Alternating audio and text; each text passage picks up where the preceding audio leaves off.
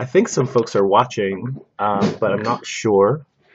Um, I'm not exactly sure, but if folks are watching, and I'd love to know if you can hear me. So, just I know folks will show up, start showing up in the chat, which is awesome, but just, hey, good morning, Tom Hall. I'm hoping that Nancy Marie, good morning. And also, good morning, you now person who is watching. I'm hoping, okay, you guys can hear me. That's great. And I'm guessing that you can see me. I'm hoping that you can see me as well. Sorry it's so dark. I'm in the attic, y'all. I had to kind of move the whole operation. Had to move the whole operation into the attic because we have a huge group that's here at AltSpace right now. So I had to set up I had to make the attic the center for operations. So, hey, good morning, Michael and Raw. So we'll let a few folks show up, but as far as folks who are in the room right now, I'd love to know what's up. How have you been? I missed you guys. What's changed in your lives? There's been there's been new stuff in the world for sure, right?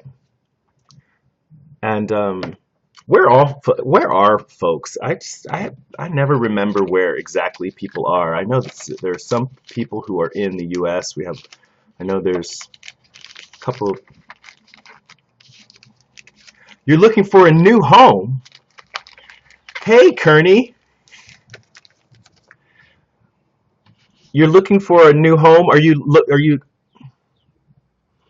Ah, so your landlord is selling your place and you're looking for a place to go. Yeah, interesting. And where we have this dependence on these people, like we set up homes in places that really aren't our home. And I think it has an impact on the ability to build community. I don't know. I would love to know what your thoughts on that are, Mike. Maybe that's something we can jump on and talk about. Just the how do you build a community? How do you build community in this, very transitory migrant society that we live in? I agree that Colorado is beautiful. Nancy Marie says, I am in beautiful Colorado. Well, I'm glad that you're checking in here. He is alive. Welcome back, friend. Yes, I'm here. And I'm really, really happy to be streaming live. And I am going to continue streaming live on Sundays. Things have slowed down, at least to the point where I can grab the hour each week to do this. And I'm trying to get back on my production schedule to have videos coming out. Eventually videos will be coming out every day, even if they're very, very simple check-ins on my phone. I did a lot. Actually, I had one of the students who was here follow me around with a camera at Eastern Market yesterday. So there's pretty long vlog coming once I edit down all the footage. There's about 40 minutes of footage that I have to edit through. Lord Poo Poo Head, big hope for social justice in Britain. Labour did really well in the election. Well, congratulations. I was following that for a while until I fell off the planet. But I'm, really happy to hear that things are looking up. The government lost its majority. Yeah, I plan to do some following up. There's a ton of things that I am way behind on. I also haven't been following the news from Manchester as well, and was very sorry to hear about that.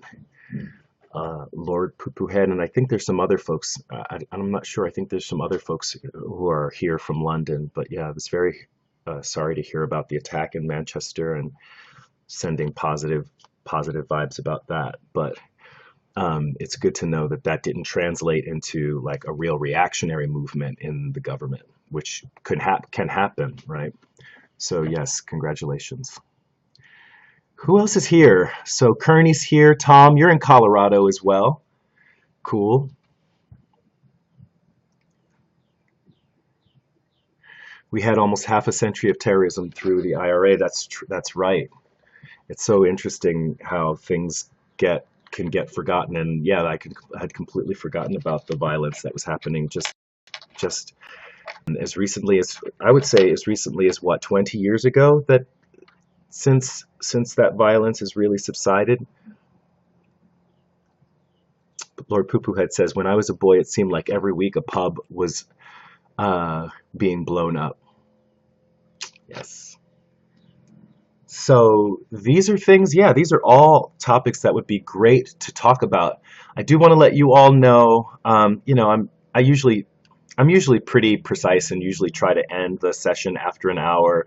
I imagine if everyone is, when people have signed on to, hang out for the hour, when it goes over, it, kind of foils people. I know people have families and kids and partners, and it's the summer, and folks might be planning to go out to places. And I also have this group here, and they're actually going off to work at the site, and Ethan and I are going to go and do some stuff around the house. This is when we can do things like mop the floors and dust the furniture without having to ask people to move. Nancy Marie, thank you for inviting 145 fans to this broadcast, and they're all going to come, all 145, and I'm going to guest every one of them. So I'm guessing that you guys are interested in the last time I was really able to engage fully in the channel and in the broadcasting. I was telling you about a play that I was producing, which happened. Swag Vegan, thanks for the applause. Thanks for the likes, Nancy Marie. You guys are awesome. Um, so yeah, I was talking. So you guys know that I was directing a play. The play happened, and it was pretty good. But now there's energy to mount the play again. So the play is going to be mounted in, I'm thinking, October, and we're just looking for a venue right now. And there are a couple in mind and a couple of interested parties, including some folks who have a lot of resources. So I'm looking for that. Miguel Angel, welcome, and thanks for joining us from Venezuela. Nice to have you here. So as I was saying before, I produced a play, directed a play, a new musical with a lot of new songs. Yeah, so that's happened. So that happened, and it went well. And I do have a video of it, and I will be figuring out a way for at least FalconWorks to set up a page where people can view the play in a way that makes sense. Um, yeah, so that's going to happen. And then I got back to Detroit and produced a conference, the 22nd International Pedagogy and Theater of the Oppressed Conference, which was pretty amazing. It went off without too many hitches, too many technical difficulties. We produced it in a spot that had some challenges. There were some accessibility challenges in one of the spaces, and that, disappointed all of us. But it seemed that everyone who wanted to have access to those spaces was able to get to, and I think it may have actually, required some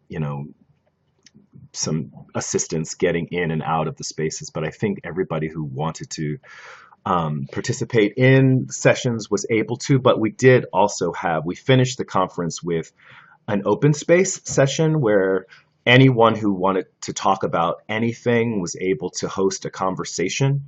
And so we had, I think, 10 different conversations going on, and 2 of them were about accessibility, and one of them looking at accessibility for people of different ages and different, more looking at things culturally. And then the other was looking at accessibility, like I think it's like the ADA variety of accessibility. And so, yeah, so that was kind of amazing. And there was vegan food.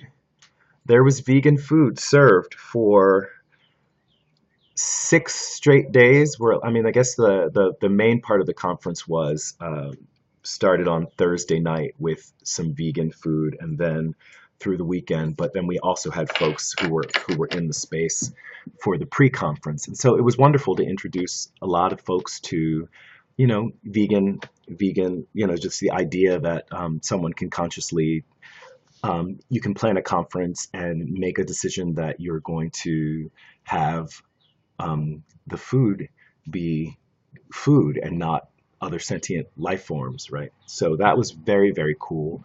And we were able to talk about that in the context of the conference as well. And so I think it broadened some people's thinking when we're looking at oppression and we're looking at education, how we're educating people to think, the kinds of ideologies that we can be reinforcing just in the way that we, choose spaces and make them accessible or not, or the things that we serve people. We also had a group called Homespun Hustle who provided reusable plates and set up washing stations so people could use their plate and then wash their plate and dry their plate and carry it around and not be worrying about what to do with the dirty plate all day.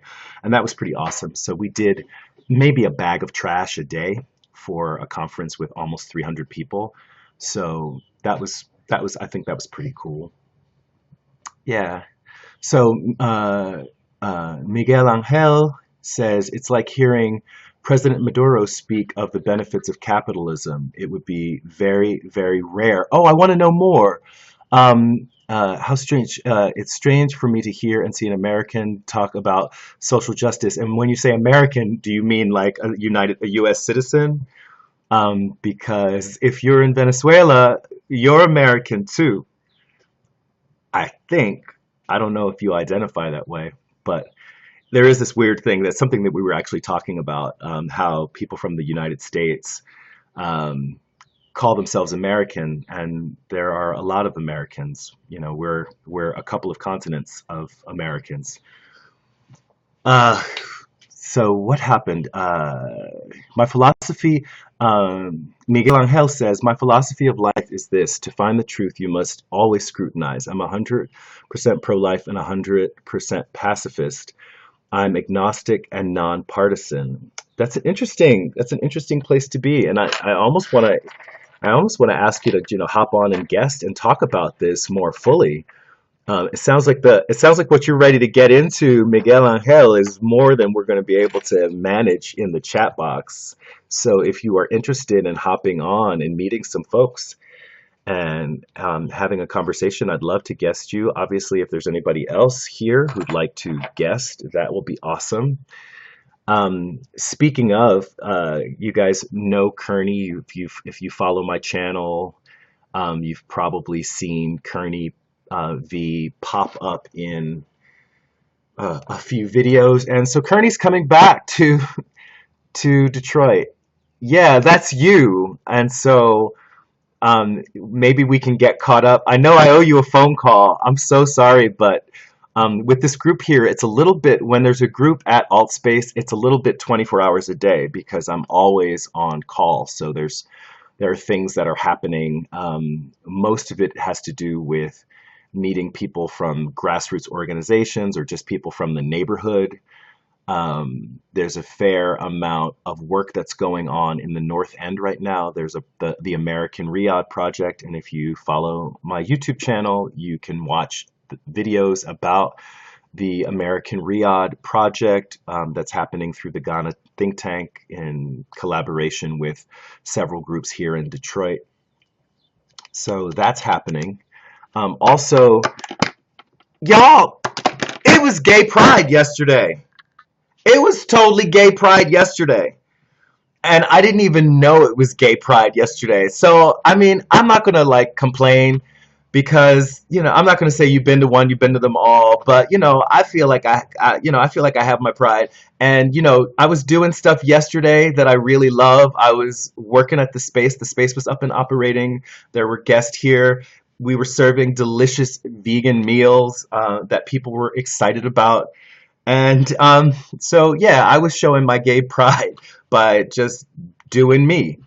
But so that was one thing. And then there's also, and I was not on the radar, and it's because I haven't been able to really keep up with anything.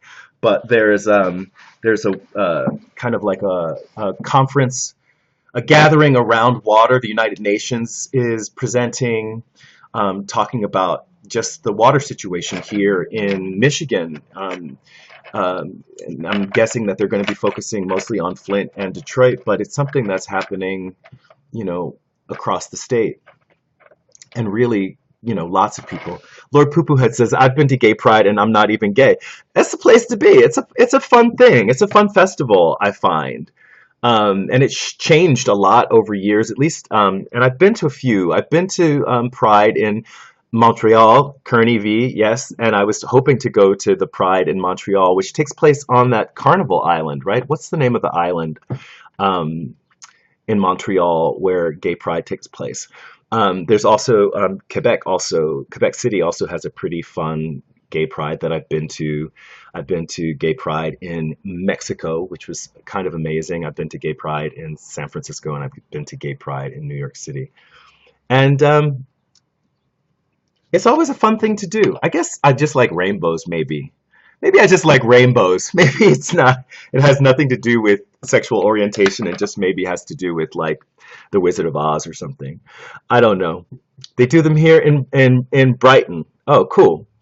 What's it like? What's Gay Pride in Brighton like? I just assume that, I don't know. I just make assumptions that everywhere around the world things are cool, but I know that's not the truth, right? I'll sing Helene. I don't know. Ile Saint Helene. I don't know. It's where it's where the amusement park is. Is that the same place? It's where the amusement park is, and it's where the sphere is. I don't know. It's really fun. They put a bunch of tents in the park and thousands of people just turn up and party. Yeah, that sounds about it. It was also Brooklyn Pride, which, you guys know that I'm here from Brooklyn. So that Brooklyn was having their Pride and Detroit was having their Pride on the same day is kind of cool. Miguel Angel says, I have the solution for the current conflicts and injustices between the U.S. and Venezuela, too. You have the solution. You have the solution. Okay, we got to get on a chat. We'll lock in a room Trump and Maduro, and we will not let them leave until they are very friendly. You know what? I'll bet any amount of money. I would be willing to bet any amount of money that if Trump and Maduro ended up in a room together, they would, drink and smoke cigars. I think they'd probably get along very, very well. I think the fronting that goes on between nations, the leaders of nations, I think is bullshit. I think when they get together and party, it's all like, I had to do that. I know, I had to bomb that airfield. I had to do that, right? And yeah, I know, it's cool. It's cool. Don't worry about it. I bet they rap like that. But I'm just, I don't know. I'm not in those rooms. The Trump network is so corrupt. Let's see. I may be going to Marquette. If I come up before the summer, I will try to stop by and see you and Jack. Will you be in late July? Yes. Not only will I be in Detroit in late July, I'm going to be in a production of Hamlet. I'm going to be playing the ghost. So look out, y'all. I'm going to be spitting some Shakespeare verse at the folks in Detroit in New Center Park in July. So I think it's like the 13th, 14th, 15, 16 maybe of July, I think. So yeah, I'm going to be doing a little bit of Shakespeare. So if you're here then, you'll see that. I'll be in July. I'll be here in July. I'll be here through August.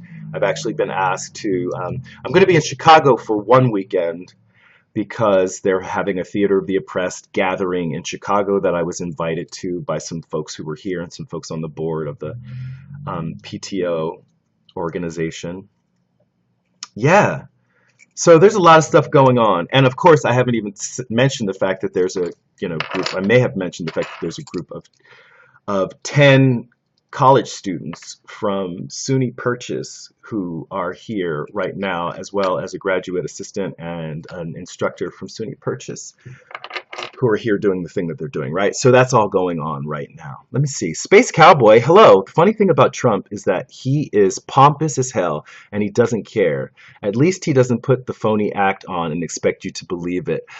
It's interesting. Yeah, I was having a conversation last night where some people were saying, Trump means this, and I'm like, and I think a lot of people, their analysis is deep enough to understand that whatever is happening now with Donald Trump was happening before.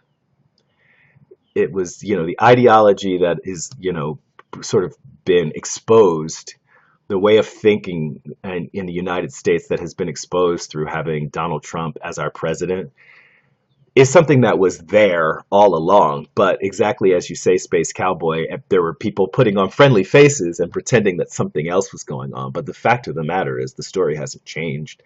What is happening around the globe is what is continuing to happen. And just because this particular person says things or seems to do things that fall along one, on that seem to be coming from one, end of the spectrum, it doesn't mean that the same things wouldn't have been happening. We just would have had, we would have had rhetoric saying things like, yes, we know how terrible that is, and we are working to change these things as quickly as possible, right? And so I don't know, backing out of the Paris Agreement. We might not have had Hillary Clinton's talking about backing out of the Paris Agreement, but we likely would not have seen major changes happening, on a policy level from the U.S. government to do anything about climate change. So we have a person who is willing to say, screw the environment.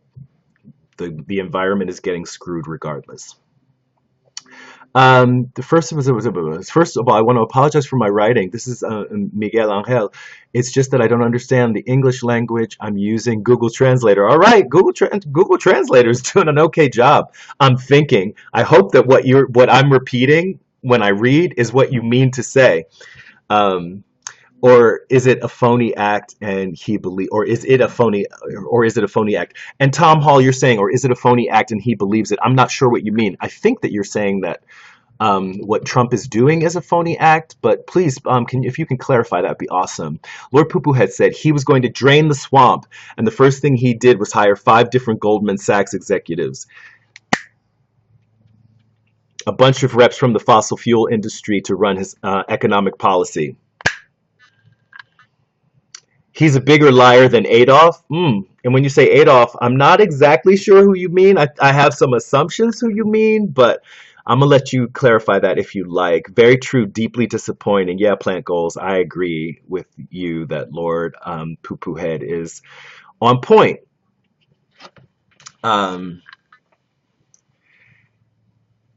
YouNow blocks the surname. Oh, interesting. Space Cowboy says the thing about the Paris Agreement is that no way in hell should the U.S. be giving China billions and expect them to change their mode of production. I feel like, y'all, we're getting into some stuff. Is somebody going to come in here and guest and just talk? Because you guys are running the show today. You guys have a lot of amazing things on your mind that you're sharing, and I'm reading them, but I would much rather be having a conversation. Although I'm fine doing this, if this is how y'all want to roll, that is fine. You like Theresa May. I'm not sure who Theresa May is. Please forgive my ignorance, party all day.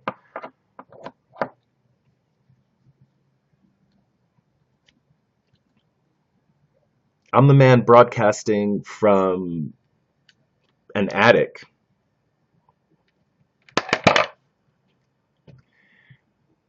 Yeah, that's where we are, y'all. That's where we are. I'm guessing that we're talking about Theresa May as the prime minister of. It says EGN, but I think you mean England, right? If my father caught me talking about these things with an American, he would kill me. Is that he's an old school communist. Tory PM. Yes. Yeah, you guys. Come on, school me. Does somebody want to come in and have a little conversation about any of these things?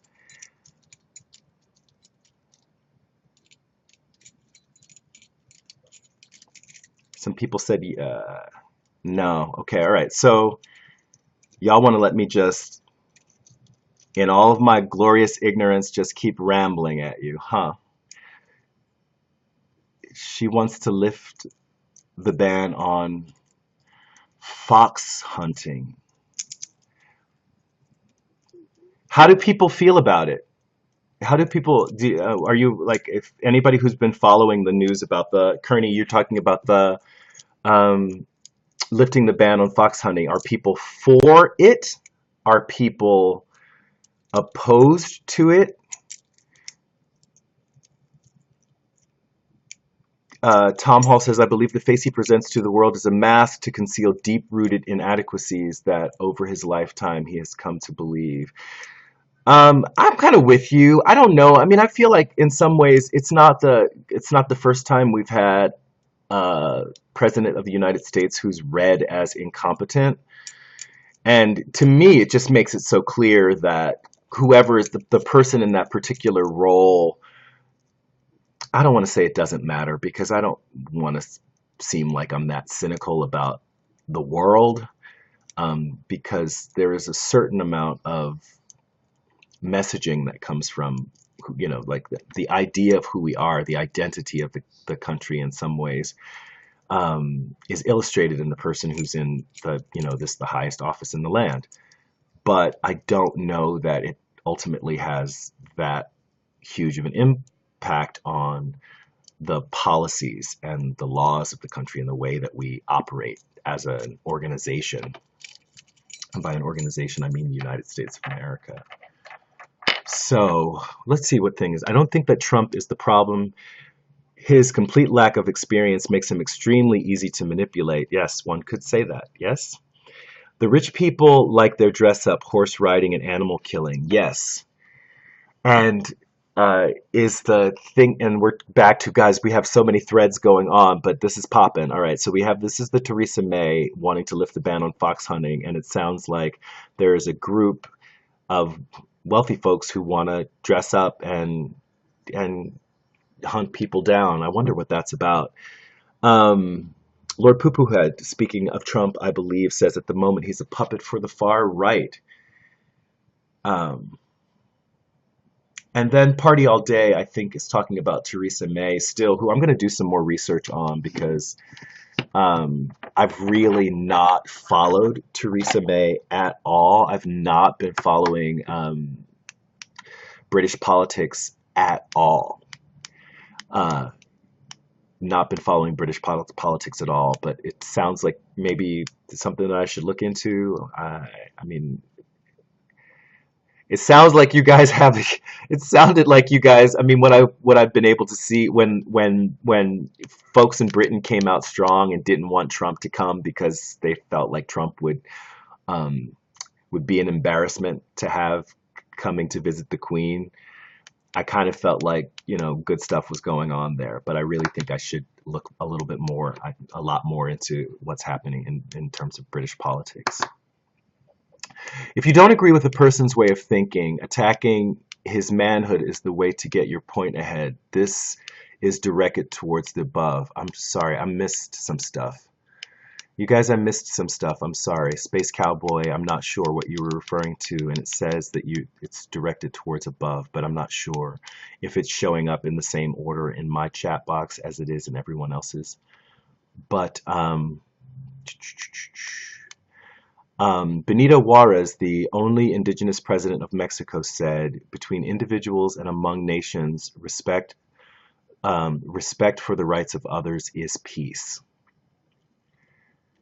Respect for the rights of others is peace. This is Benito Juarez. Thanks for sharing that quote, Miguel Angel. Lord Poopoo says, me either. I see no reference to Trump's manhood. Oh, hey, Mad Blender. Good morning. Yes, it's been a long time. I'm so sorry to have been out of the loop for a while and just really missed you all. With the conference, it was just not possible because the conference started at 9 in the morning. And I don't want to say I was running the show, but I was responsible for the show running. There were a lot of great people helping out. and it made it pretty darn smooth. But yeah, it was not possible for me to be. I wasn't vlogging. I wasn't making videos. That's for sure. Um, Space Cowboy says the person referenced Trump's inadequacies. What is that about? I'm not sure. I think that it's possible though to speak. I mean, I think we can talk about people being incompetent. Uh, I think we can talk about people's incompetence without it being really an ad hominem attack. If we're talking about, Donald Trump there's a sort of there's a long track record of Donald Trump um, doing things that are questionable. When he was the thing, his actions in real estate, things that he was doing, keeping certain people out of certain kinds of housing. So, I mean, I feel like it's okay, to make if a person wants to say, maybe what is going on with Donald Trump is connected to, you know, trauma from his childhood. I don't see that as necessarily, being an attack on the individual. It's just, we're just throwing out guesses about stuff, right? When people are talking about what they think. Um, I do think that, it's possible. I do think that in some ways we do look at character, right? We do look at people's character when especially if they're people who have power. But ultimately, it shouldn't be about the person's character, because regardless of the person's character, there should not be the mechanisms for them to abuse power shouldn't exist. So it really shouldn't matter if Donald Trump is a good person or not. A person who's like somebody who's got a bad attitude, or somebody who, you know, someone who's not necessarily a very good manager or not a very good people person should be able to function in a job, because the job description should be clear enough to make clear what that person is supposed to do in that particular role. And the limits, the executive limitations should be clear enough so that, there are certain things that this person can't do. And I think the problem with the American presidency right now is I don't think people are really aware of what Donald Trump can or can't do, because he does things that, the press comes out or certain politicians come out and they say, that was unusual, or that was, unconstitutional. And we hear these things and we go, what? Huh? I don't know. I do, at least. I start to get very confused. But ultimately, it seems that as long as Donald Trump is serving the will of the, ruling class, the oligarchy, or whatever you want to call the people who hold all of the wealth and resources in the world, who get to say what happens, as long as he's doing what they want, or as long as he's not upsetting them, he can do pretty much anything he wants. Um, So he didn't reference the inadequacies of his manhood. Yes, agreed. When he was campaigning, he was the defendant in 75 different legal cases. Yeah. He hired foreign labor to build a lot of his architecture and then didn't pay them. Wow. Yeah. Okay. So this is what we're talking about, right? So we can look at Donald Trump's track record and see that he's just not a very ethical business person, right? He doesn't handle his business very ethically. Um, but again, it shouldn't matter whether Donald Trump is an ethical being. He should not be able to do the policy should not allow for him to do anything that would infringe on the human rights of others. So the work is not to make Donald Trump a better person. The work is to, get some controls over, the policies and the way that the country is run. Let's see. I really believe that you can have a different point of view from others and still be able to be friends with someone who opposes my opinions. I agree with you. This is Miguel Angel saying this. And then Miguel Angel says that's part of being civilized. The vegan, thank you, Miguel Angel. I agree. We should be able to have differing opinions. Unless, of course, your opinion is that I am less human than you are, or I'm less worthy of, that I'm less worthy of, life, then that's a different difference of opinion that is going to create a problem. We can't just agree to disagree there. The Vegan Dilemma says, "What up, Red? Hello, Vegan Dilemma. It's good to see you. I mean, to see your hear from you. Glad you're here. Good morning." Or at least he is more brazen in his unethical activities. Certainly, yes. What multi-billion dollar company does not have pending lawsuits? Well, I mean, this is the thing. It's like if this idea that a pending lawsuit is almost meaningless, right? Because it just becomes a sign that, this person's business practices are questionable in terms of ethics, but it, it can be when a lack of ethics becomes an industry standard, then we have a problem. And it seems that, yes, I agree with you 100%, Space Cowboy, that yes, it is an industry standard that businesses act unethically. And yet we confer on them the rights of human beings, which is a big problem, right? So they have the right to behave in certain ways as human beings, right? So we give these corporations sovereignty as if they are themselves entities whose rights must be protected, and then you know, if we're going to, give them other human traits, they're pretty despicable human beings. They're pretty despicable beings. Corporations are pretty despicable beings. Um, Kearney says, to be honest, I feel like people. Oh, Kearney, I'm trying to reach you. To be honest, I feel like people hate Donald Trump, but who's to say? But I feel like people hate, but who's to say the alternative would actually be any better? I agree with you. And when by alternative, if there were another individual in the office right now, that things would be better. I don't know that that's the case. I don't know that if Hillary Clinton were president right now, that we'd be looking at a much different world. I'm not. I don't know that Hillary Clinton President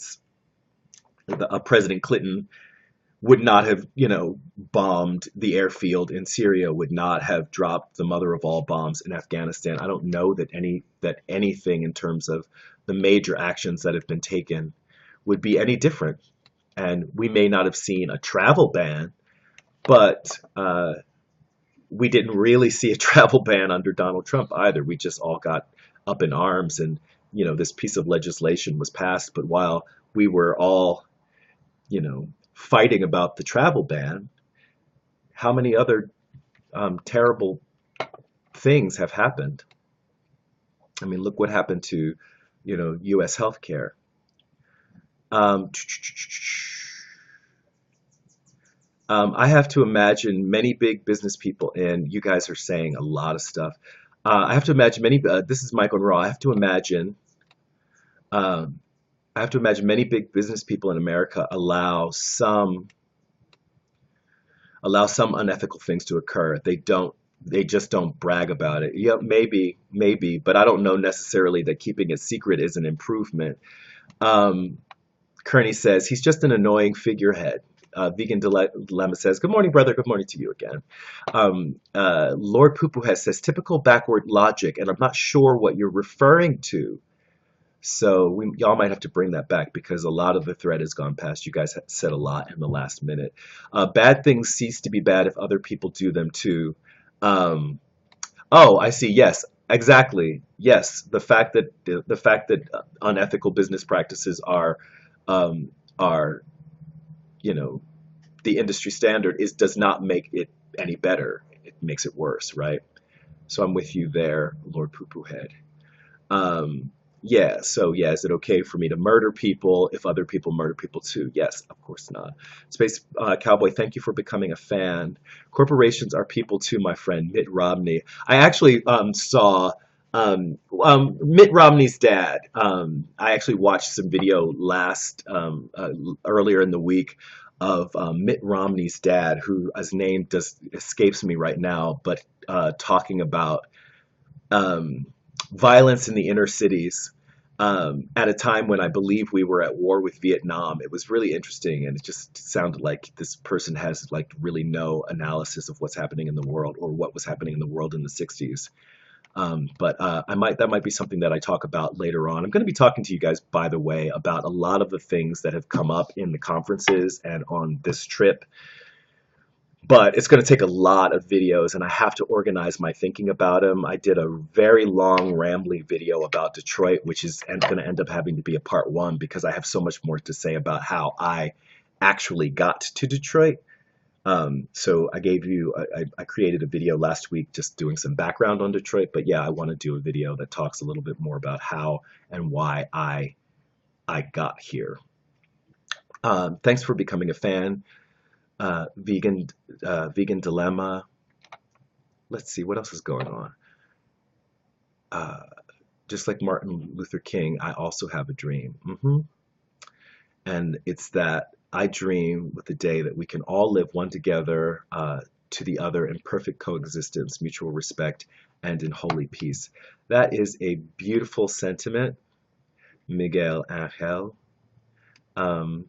I mean, I certainly don't know. I don't know that we'll ever be able to um, live together perfectly, but I think we can do better than we're doing right now. I don't know what that means.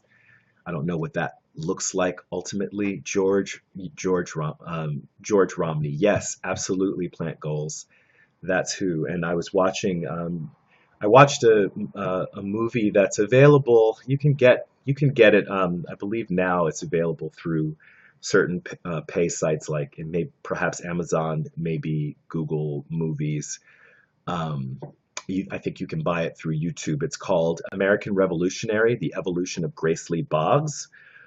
And it was a really interesting film that talks a lot about the history of Detroit. But there's a clip in it of a talk that Grace Lee Boggs gave that I happened to be at, and it was that talk of Grace Lee Boggs that I'll share a little bit with you. In fact, I think I have the entire talk available on my channel. I think it's a 10-minute talk, but I do think I uploaded it, and I will share that out again so you can hear the actual words that inspired me to move to Detroit, if that sounds interesting to people.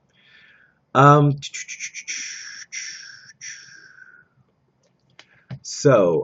the problem is that humanity has to an extent abandon the law of reason.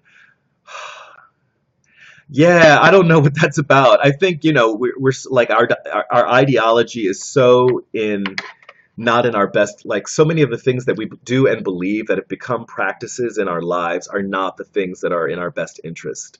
So I wonder about that a lot, and I wonder how we begin to, this is why this whole idea of personal transformation, which seems like a silly thing to be talking about when you're talking about social movements, but I feel like so many of the issues that we have in our day-to-day lives are practices that keep us tied to an old system that is failing us.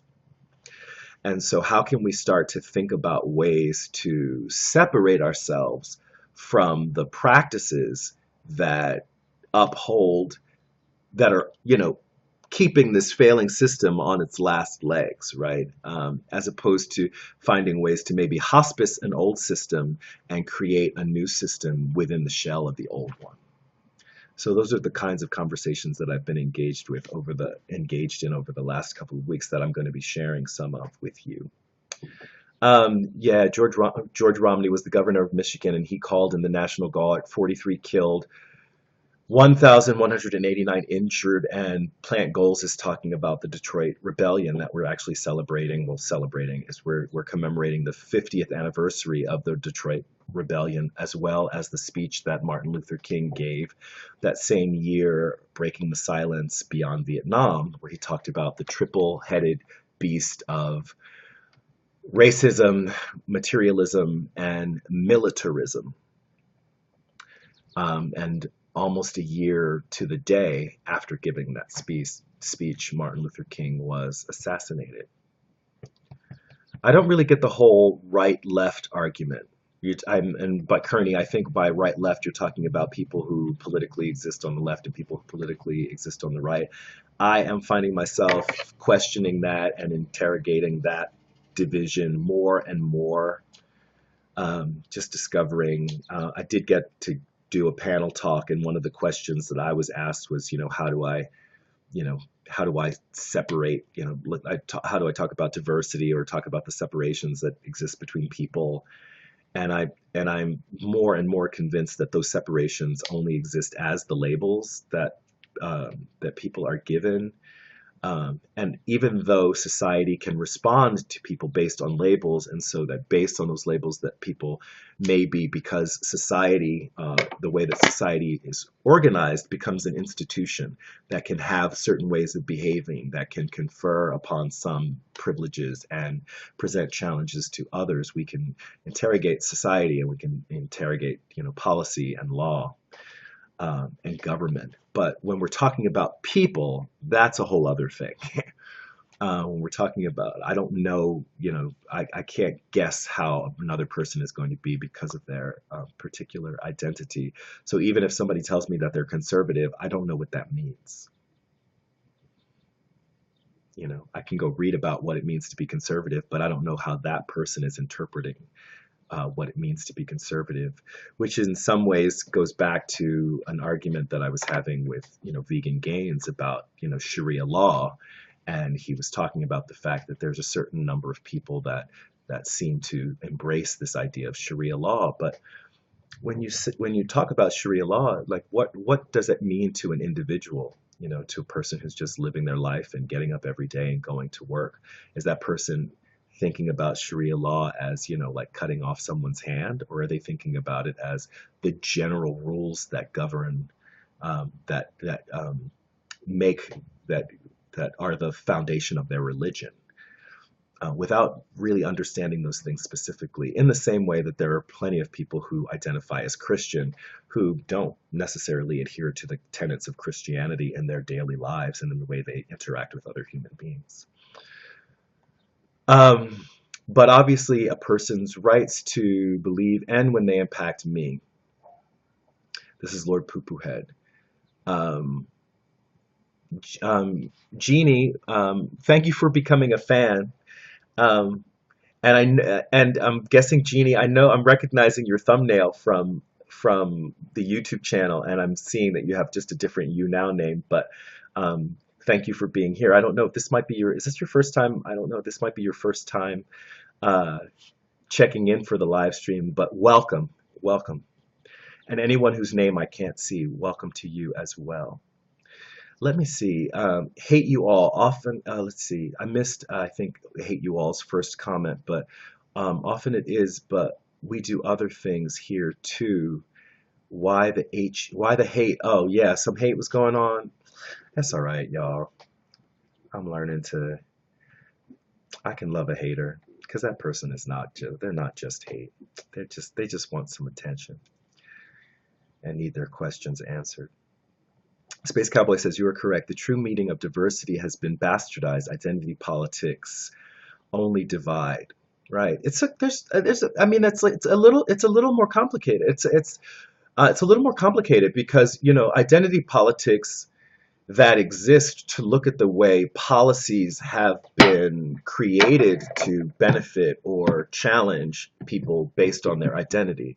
For example, there are policies that affect, you know, uh, there are policies that, make it possible to have a public building where someone who's in a wheelchair can't enter. Right. So, that person's identity as someone who is in a wheelchair or whose mobility is different, the way they get around is different than the average person. And so we do have to look at identity when we are figuring out how we're going to, design the public space, the public arena, so that it can support everyone as much as possible. Or if it can't, what are we going to do for those people who can't participate in the same way? Like, do we have special parking for people who have limited mobility. So I think identity politics, I don't think we need to throw out the idea of identity politics, but I think when we start assuming who a person is based on the identity that we might assign or a particular label that they've chosen to put on, then we get into problems. We get into problems. Then it gets to be people making a lot of assumptions. Because once you get any individual in a room, that's an individual, and that person is who they are, right? So again, when we're talking about, as I said before, when we're talking about identity politics, we really should limit the conversation to the systems that affect people based on their identity, not the individuals themselves, or even just generally speaking about groups. That's crap. Reg, what is your take on Bill Maher using the N-word last week? Missed it. But did you see my video on the N-word? I'm like, the way I'm feeling about the N-word right now is it's not my word. If people want to use that word right now, the word nigger can be used to talk about anybody. It's been so generalized, so it's like I said in the video, like my nigga is my friend, but them niggas are people that I don't want anything to do with, right? So, and I didn't invent the word, right? And my people didn't invent the word. By my people, I mean people who have been historically called niggers, right? So I'm starting to feel like I just want to let the word go. If people want that word back, they can have it back. Thank you. So yeah, Lord Poopoohead, I agree with you. As agnostic, I believe in the Bible, but I do not believe in religions. That's very, very interesting, Miguel Angel, and I'd hope that you're going to say a little bit more about that. It's 11:52, y'all, and we haven't had a guest, so I'm still open to having someone jump on. Handicap, race, sexuality is only a small fraction of one's identity. Absolutely. Absolutely. But if I'm in a wheelchair, that has material, there are concrete issues that I must confront every day based on that reality, right? So thank you, Teresa Green, for the 2,000 likes. So, and I'm using being in a wheelchair as something that I think is just very easy to break down, and we don't have to be so controversial, but just we can understand that there are certain experiences that people have based on their identity. You could say that being gay, depending on where you live, being gay could have very little impact on your day-to-day life, but there are other places where being gay means that you get teased in the classroom, right? Or you get beat up, or you get tied to a tree like Matthew Shepard and murdered. So I do think that I think identity is important when we talk about the trends of behavior towards certain groups, but not trends of behavior in those groups. I think that gets just funky and dangerous. Unless you're just talking about cultural practice, which,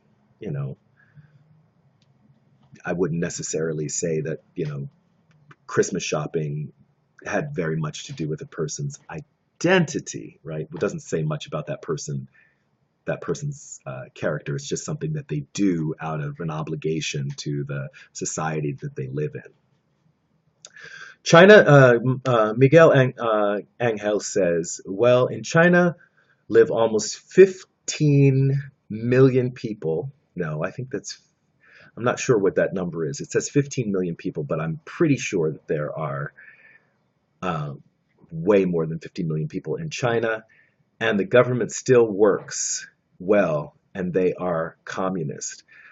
I'm sure that there are some people who would argue this point, and this is something that we're probably going to have to take up in another chat. But I think that there were people who would talk about the whether or not China's government functions well. Lord Poopoohead says, nobody is forcing us to give the entire world's wealth to 1% of our civilization. No, nobody is forcing us to do that at all. Nobody's forcing. That's another actually a great conversation. So why do we do it? Why do we allow that 1% of the Earth's wealth can be privately held by 1% of the population? Um, Lord Pupuha says Americans have a revisionist history of Soviet Russia too. Um, and I think by Americans, you're talking about U.S. citizens again. It was a world superpower for 70 years, and that only ended because of a war with America. Yeah, there's something really interesting when you look at, especially when you look at like coming out of World War II and the way world powers were affected by that. It's another thing that I would love to get into, Lord Poopoohead. I'm really glad that you're bringing this up. But ask any American why Russia collapsed, and they will tell you something, the inherent flaws of communism. Absolutely, right? Which is ridiculous.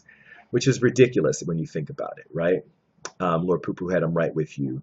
With only 150 characters, you mistake me. Capitalism, as currently used in the U.S., has many, many problems. So often, how do we fix it? Yeah, capitalism is failing, right, Mike on Raw? It's a system that is failing. It's a system that we continue to prop up with these quick fixes that are, nobody thinks is fair, right? Nobody thinks it's, I don't think anybody thinks it's fair the way that we continue to prop up capitalism in the United States and globally. And again, this is something that I intend to address, and I think we're going to have our good friend David Cobb, who was on when he was campaign manager for Jill Stein back during the election, come back and talk about late stage capitalism. In the meantime, I strongly urge you to listen to talks by Richard Wolff, talking specifically about late stage capitalism and the risks of emerging fascism because of the failing of our current economic system. Let's see. Capitalism is supposed to benefit the few, Mike on Raw. And that's an interesting way that you put that, Lord Poopoohead, because I would say that capitalism, the propaganda behind capitalism is that it's, the American dream, right? Everyone can succeed. Everybody has the potential to do well and, be a king. YouNow is messing up my messages. Oh, I'm so sorry, Kearney. You don't need to fix capitalism because it is working the way it is supposed to. I hear that. That's a little shady, Lord Poopoohead. You don't need to fix capitalism but here's the thing is, Lord Poopoohead, is that it's not actually working the way it is supposed to, because what will happen is those few who have been benefiting from capitalism, as the system fails, they're going to suffer. They're going to be suffering as well, because we're talking about a system that requires unlimited resources, unlimited growth, constant discovery of new markets, and that's not possible anymore. We've maxed ourselves out, and so there's going to have to be a major restructuring of society if capitalism is to work. It's probably going to need to be propped up by government intervention, and once you get the government and corporations in bed together, you're pretty much looking at fascism, right? And I imagine that when most people think about fascism, what they're thinking about is what they're really thinking about are dictators, maybe, but they're looking at a kind of government that behaves in a certain way that's maybe totalitarian or harsh or violent, what have you. But at its roots, fascism is really the marriage of government and corporations. But as I said before, there's more conversations to be had around that. It's a vicious circle. The people who truly benefit from capitalism spend time, money, and effort convincing the rest that it's awesome, right? Um, yes, I agree. Kearney says Bitcoin is getting a bit too big for its own britches now. The problem is if we spend all our time talking about the failure, who talks about the replacement? Oh, Mike on Raw, absolutely. I'm with you 100%. Yeah, I mean, I think here's the thing. Until everyone gets on the same page about the state of capitalism, it's going to be hard to have a conversation about what comes next, because you will have so many people who are convinced that there is no need for a new system. And I think that we're in a world now, and this is just me running off at the mouth. I have no statistics to say that this is true, but I believe we're in, at least in the US, that we believe that capitalism is going to keep on working. We just going to put a band-aid on it and we're going to be okay, as opposed to accepting the fact that we are at the end of capitalism as a model that can sustain the planet in any way, shape, or form. It never could. It always, depended on the exploitation of life and the planet. And now we're just getting to the place where capitalism has expanded itself to cover the entire planet. So there's no place to go. There's no more room for growth. We're maxed out. And so you're not going to get folks talking about a new system because they're going to keep saying that same thing. Well, what are you? You're communist. That's not going to work, right? And the truth of the matter is the new system is going to be rough. A new system is going to be rough to create. And it needs everyone to be engaged in the conversation about what that system is going to be. Because for one individual to propose a system that is going to affect an entire society is, that's hubris. That's how we got to capitalism in the first place. So I don't know. Mike and Raw, I'm with you. I think sitting around complaining about capitalism is, that's a pain. But until everybody is on the same page that, we're deeply flawed, there's a problem. It's the same with climate change. There are people who don't think it's that bad. And because they don't think it's that bad, they don't see any need to change their behaviors. So what do? Right? So you can't start talking about new ways to heat our homes or to have light with people who are perfectly happy for, our energy system to be dependent on fossil fuels. It's a serious issue. Is universal income the future? I don't know, because in governments they're always okay. That was plant goals. Is universal income the future? You guys, I've been running off the mouth and I've been letting things go by, so I've missed a lot. I'm going to try to catch up. Exactly, that is what I mean. The labor. Oh goodness, there's so many things that were said.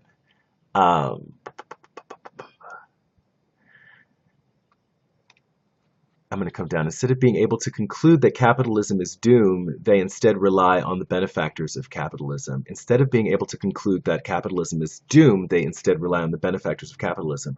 I think I get what you're saying here, Lord Poo Poo, when they tell them capitalism is awesome. Yes. Teresa Green, thank you for becoming a fan.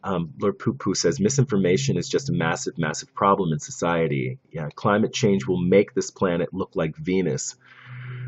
First of all, Wagner Primo, welcome. Good morning. And Wagner Primo says climate change will make this planet look like Venus. I've never seen Venus up close.